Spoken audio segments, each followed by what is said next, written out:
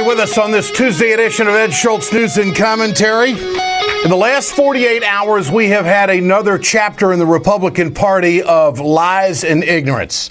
The lies, of course, with Donald Trump, the ignorance again with Ben Carson. Now, these two gentlemen are still leading all the other candidates in the Republican field, and it just does them justice, doesn't it? It all starts with Trump. Trump is claiming that he saw thousands of people cheering over in New Jersey, and they were Muslims, of course, Arab population. He saw thousands of people cheering when the buildings came down in Lower Manhattan on September 11th, 2001. This is the comment that started it all.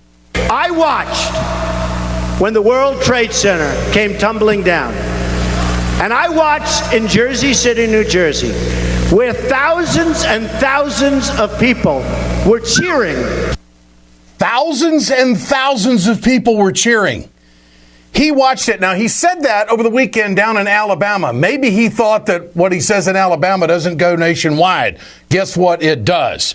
So Trump on ABC's This Week, a couple of days ago on Sunday, with George Stephanopoulos, doubled down. You know, the police say that didn't happen, and all those rumors have been on the internet for some time. So did you misspeak yesterday? Happen. I saw it. It was you on saw television. That with your own eyes? George, it did happen. There were people that were cheering in the other side of New Jersey where you have large Arab populations. They were cheering as the World Trade Center came down. I know it may be not politically correct for you to talk about it, but there were people cheering as that building came down, as those buildings came down. Mr. Trump, this is not about political correctness. This is about the truth. Did it actually happen? I would venture to say that there probably were some people of the non-Christian faith in this country that thought it was okay that we got hit. I'm not going to, I'm guessing there, speculating as other Americans are. But thousands upon thousands, rooftop parties, tailgating in New Jersey. Come on, Mr. Trump. You saw it? Oh, you saw the reports. What reports? This is it's unacceptable. There is no one. Any accredited journalistic outfit can back that up. And he continues to get away with it, and he continues to poll very well. So now it enters the Bernie Sanders campaign. He's on CNN yesterday being asked about what Donald Trump says. Imagine this. Bernie Sanders is behind Hillary Clinton. He's trying to win the nomination. He's doing better in Iowa. He's leading in New Hampshire. There's a lot of people that are doing groundswell work for Bernie Sanders. It's amazing. It is a movement. He's not getting the media attention that Trump's getting. And when he does get interviewed, he's asked about Trump. Here it is. Well, I think you're right. I have not heard any evidence of this happening. I don't know where Mr. Trump gets his evidence, what he has seen, but I don't think anybody else in America has seen it. And what I get concerned about, Brooke, is this growth of Islamophobia in this country, this desire to win votes by scapegoating a group of people, which is not what America is supposed to be about. So I think, once again, Mr. Trump is missing the boat. Okay, so those are the lies of the Republican Party. Now let's talk about the ignorance. And it's the doctor again. In an interview, well, first of all, Dr. Carson, Ben Carson, said he also saw the videotape.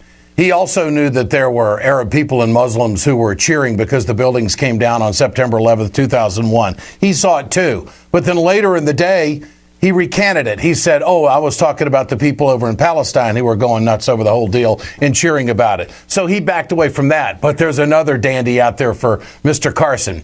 In an interview that was done on Sunday, Mr. Carson said that he really appreciated and really looked up to Thomas Jefferson and the way he wrote the Constitution. I'm particularly impressed with Thomas Jefferson, who seemed to have very deep insight into the way that people would react, and tried to craft our Constitution in a way that it would control people's natural tendencies and control the natural growth of the government. But he said that a time would come when the people would become less vigilant. And as a result of that, the government would grow, would infiltrate, and would begin to dominate. But just shut up. Just shut up. Just shut up. Ben Carson is an absolute idiot again.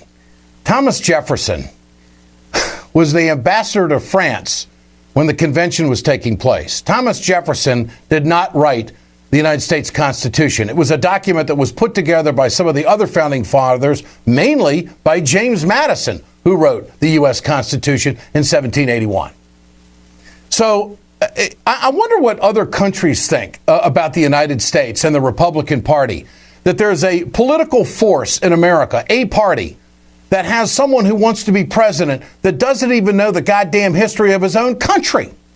I mean, this is unbelievable. And, oh, by the way, he's polling second. And the guy that's doing all the lying about the Muslims and creating the stereotypes, he's the liar.